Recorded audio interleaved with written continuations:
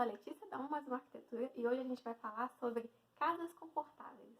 Será que a sua casa é uma casa confortável? Será que a casa que você sempre imaginou, né, sua casa dos sonhos, ela é uma casa confortável? Não sabemos.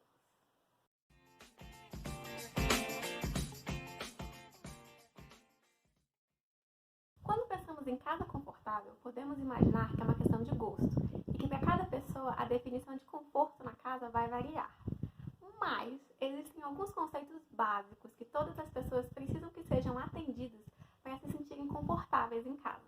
Se você está pretendendo começar uma obra de construção ou reforma, faça o favor de anotar tudo direitinho que vai ser dito aqui, para não correr o risco de acabar com uma casa desconfortável.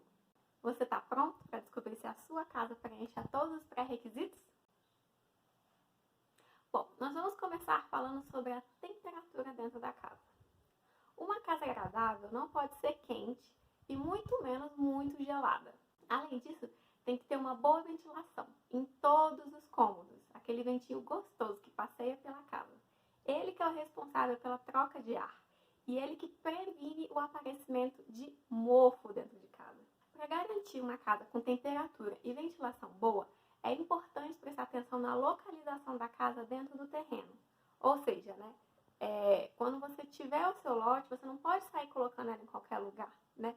Você tem que escolher onde ela vai ficar de acordo com o vento. Você vai prestar atenção também no posicionamento das janelas e no tamanho de cada cômodo. Porque isso tudo vai influenciar. É o que vai determinar o caminho que o vento vai fazer dentro da sua casa. Eu, por exemplo, já morei numa casa que era extremamente quente no verão do Rio de Janeiro. Delícia, não é? Sonho. Pois bem, às vezes eu estava lá cozinhando dentro de casa e quando eu abri a porta da rua, tinha lá um vento bem fresquinho na rua e eu falava, ué, né? Só que assim, isso acontecia porque a casa tinha sido feita encostada em um muro que pegava sol durante o dia inteirinho.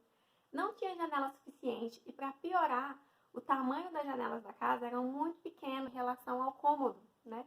Pensem como eu derreti nesta época, né? Acho que eu sou até mais fina hoje em dia por causa dessa fase. Quando eu tive a oportunidade de construir minha própria casa, eu fiz um estudo bem detalhado sobre a posição dos ventos na região e garanti que ela ficasse bem fresca e bem ventilada. Pois se a casa for colocada em uma posição que não favoreça a entrada dos ventos, a região pode ser o mais fresca possível que a casa ainda assim vai ser quente. Analise tudo e tenha certeza que você está garantindo que a sua casa tenha uma temperatura agradável. Nosso outro fator será a iluminação. Uma casa iluminada. Como é gostoso uma casa bem iluminada, não é? Junto com a ventilação, a iluminação é importantíssima para o bem-estar. E também é um dos assuntos que eu mais escuto reclamações. Uma iluminação mal planejada pode trazer desconforto de diferentes maneiras, né? Não é só essa questão da penumbra.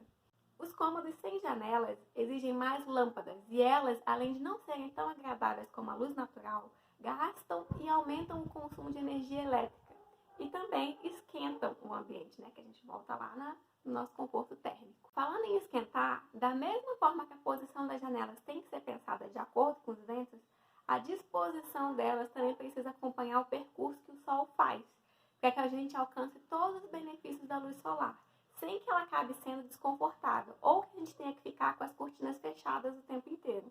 Então, minhas crianças, a lição é: estude o seu terreno em favor do vento e em favor do sol, para que você aproveite desses dois benefícios que a natureza está dando de graça, né? Se a sua preocupação é economizar na obra, esse estudo vai te garantir que depois você não vai gastar, ou você não vai gastar ou vai gastar menos, né? Muito menos com ar-condicionado e muito menos com energia elétrica. Se poupe e poupe o seu bolso. E casa barulhenta? Pode? Como assim, né? Casa barulhenta. O som também é algo que pode incomodar demais dentro de uma casa. E isso pode ocorrer quando o som de fora da casa parece que acontece dentro. E quando o som de dentro vai todo para fora. Como referência desses barulhos, eu vou trazer para vocês a NBR 10.152.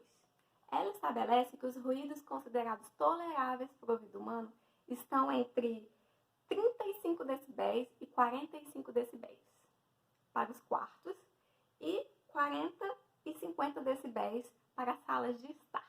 E daí, né? O que isso quer dizer? Para a gente que não tem tanta noção, né, sobre o que esses números querem dizer, né, não tem tanta vivência sobre esses conceitos dos decibéis, eu vou usar para vocês como referência o som do cochicho, que atinge 15 decibéis. E o som de um liquidificador, que ele pode chegar até 75 decibéis. Assim fica mais fácil de você ter uma noção, né, de quanto é muito, quanto é pouco, né, é tipo um intermediário. É entre o cochicho e entre o liquidificador, para a gente ter um conforto acústico. Morar em uma casa que se escuta todas as pessoas que passam na calçada é tão ruim como morar em uma casa em que todos os vizinhos escutam se você está brigando com o marido. Para que isso não aconteça, é importante que a posição dos cômodos sejam pensados nesse sentido. E também a escolha dos materiais utilizados na casa vão fazer diferença. Portas maciças, por exemplo, têm um isolamento acústico muito melhor do que as portas ocas. Se você coloca um tipo de piso que absorve mais o impacto, né, que não seja tão barulhento, ele vai te trazer um resultado de conforto acústico muito melhor do que outros. Então, é importante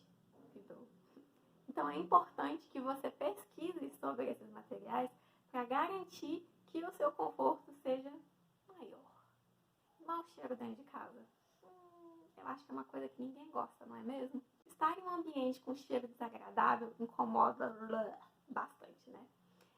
Esses cheiros, eles podem vir tanto dos materiais utilizados, como alguns tipos de verniz, cola e tinta, como também de tubulação mal projetada e também ambientes com mofo dentro de casa. E aí a gente volta naquilo que eu tinha dito bem no início, né? Lembra? Sobre o mofo, que tanto a ventilação como a iluminação, eles podem favorecer o aparecimento ou podem ajudar a combater que não surja o mofo dentro da sua casa. Eu já citei antes sobre o posicionamento e a dimensão das janelas, que elas podem melhorar ou piorar essa questão do cheiro de mofo dentro da casa. Por isso, é importante dedicar um tempo para análise e a decisão da posição delas durante o seu planejamento, para que não ocorra erros durante a obra. Na questão da tubulação, é a mesma coisa, gente. Se o planejamento da tubulação tivesse sido um avião passando, não, helicóptero. Bom, na questão do cheiro que provém da tubulação,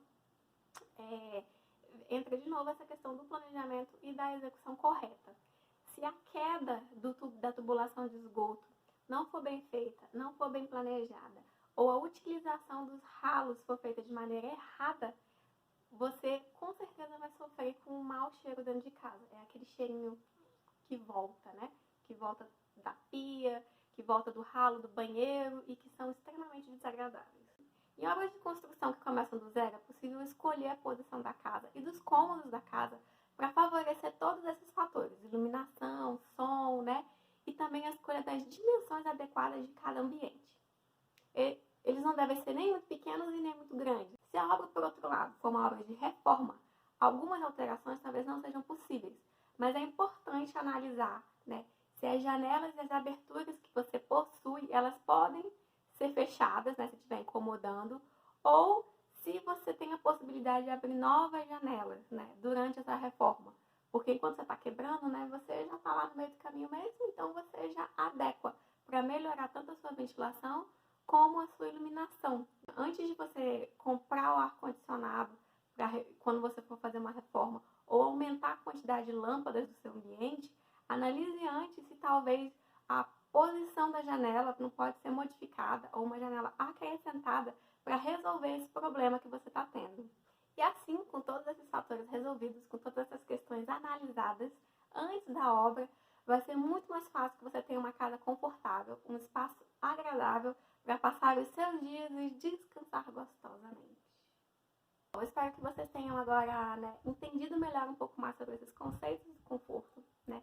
Eles tenham te ajudado a dar um norte sobre que coisas você não pode esquecer quando você estiver planejando a sua obra de construção ou de reforma, e que vocês não se percam no meio do caminho e valorizem as coisas certas nessa construção. Se você gostou desse vídeo, fica à vontade para dar um joinha ou compartilhar com os coleguinhas que estão precisando dessas informações de ouro.